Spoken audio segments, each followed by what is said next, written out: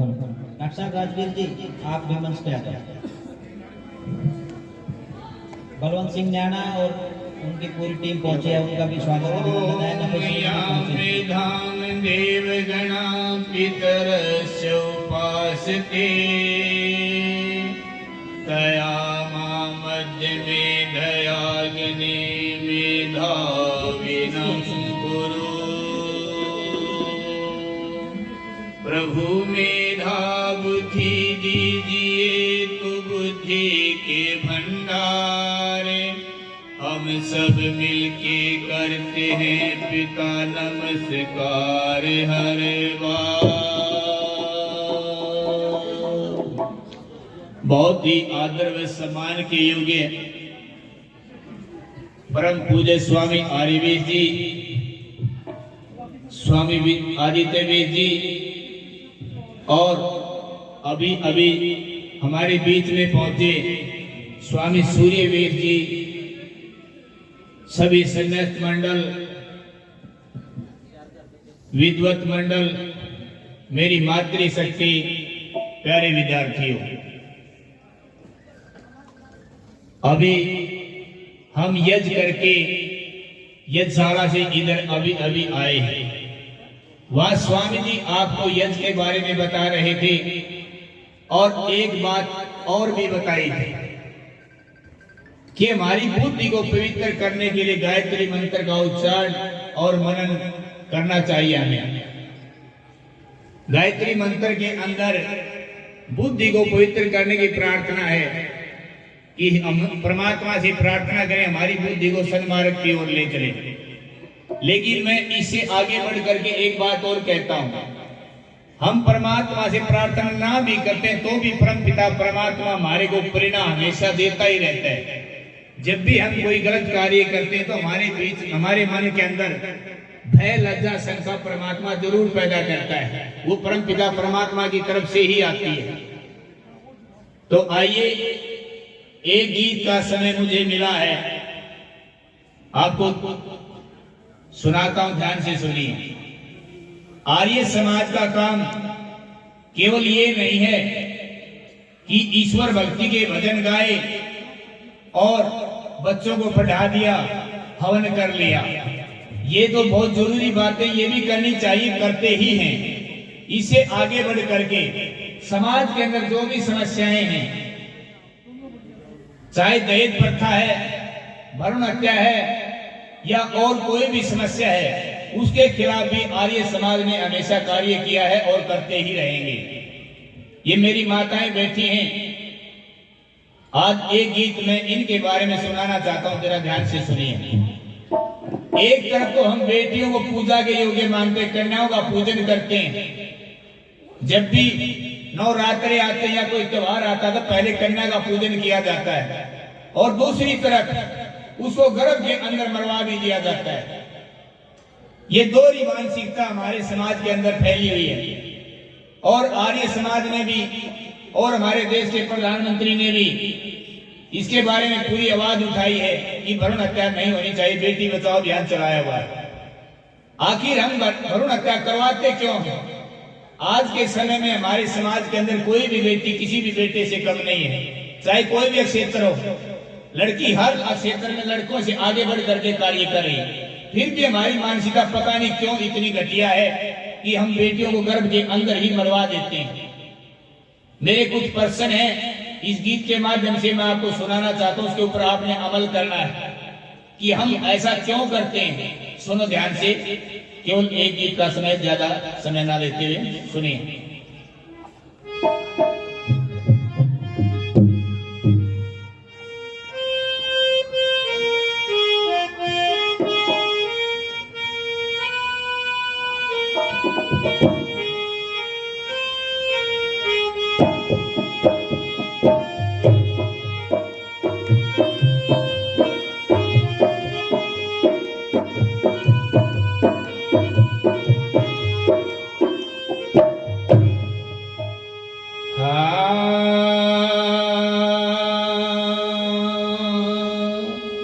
तुम बेटा बेटी में फर्क इतना क्यों करते हो?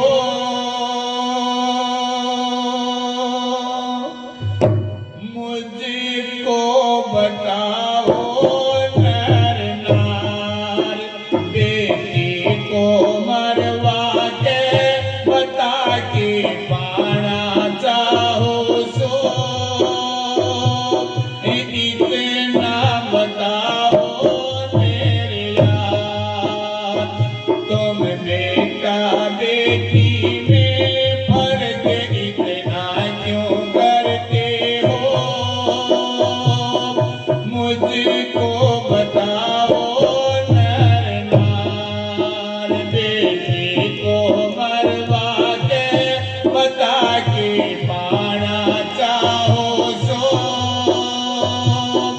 इतना बताओ मेरे यार, इतना बताओ मेरे यार।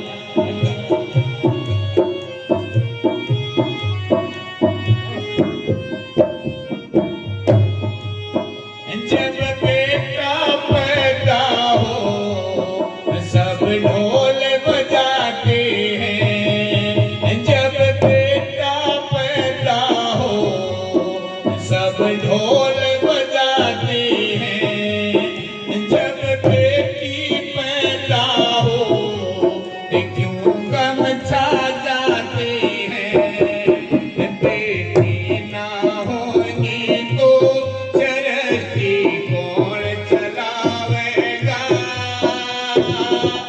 खत्म हुए ये संसार, इतना बताओ मेरे यार, तुम बेटा बेटी में फर्क इतना क्यों करते हो? मुझको बताओ नर नार, मुझको बताओ नर नार। कर बेटी ना होती हम आप कहाँ होते? कर बेटी ना होती हम आप कहाँ होते? वो भी तो बेटी थी जिसको हम माँ कहते। वो भी तो बेटी थी जिसको हम माँ कहते। तेरा नाना तेरी माँ को गर्भ में मरवा देता तो इस पर किया क्या विचार? इतना बताओ मेरे यार।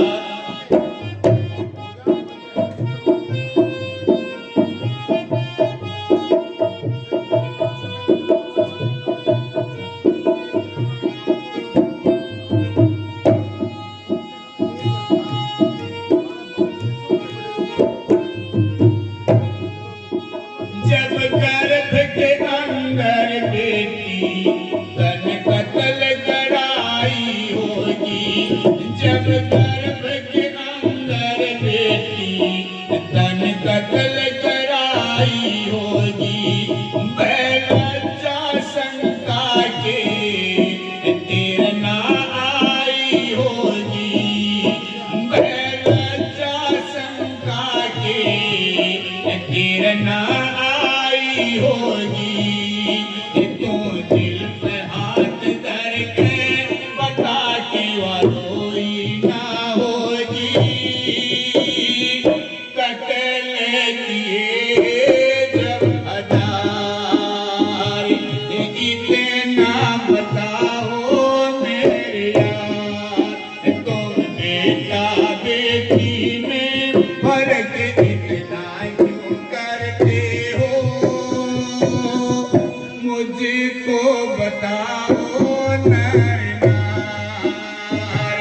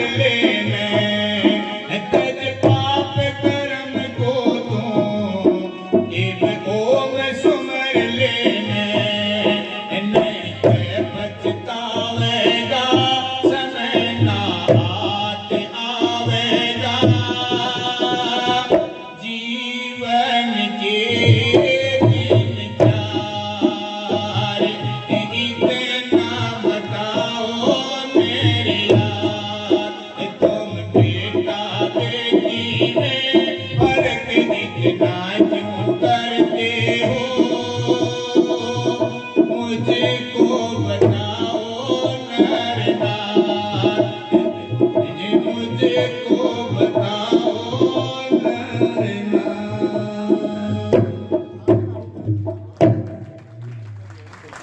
बहुत बहुत धन्यवाद। अब आगे का प्रोग्राम आपके सामने।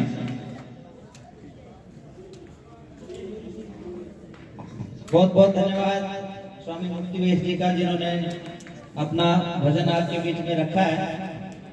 दीपचंद जी महाशय जी से भी मेरा निवेदन है कि आप भी एक गीत आप हमारे बीच में रखें और अगले लगभग 10-12 मिनट में आज के कार्यक्रम के मुख्य अतिथि माननीय जयप्रकाश जी सांसद वो पहुंच रहे हैं। तो उनका फोन आया कि मैं हिसार से चल पड़ा हूँ, तो लगभग यही 15-16 मिनट का टाइम लगता है।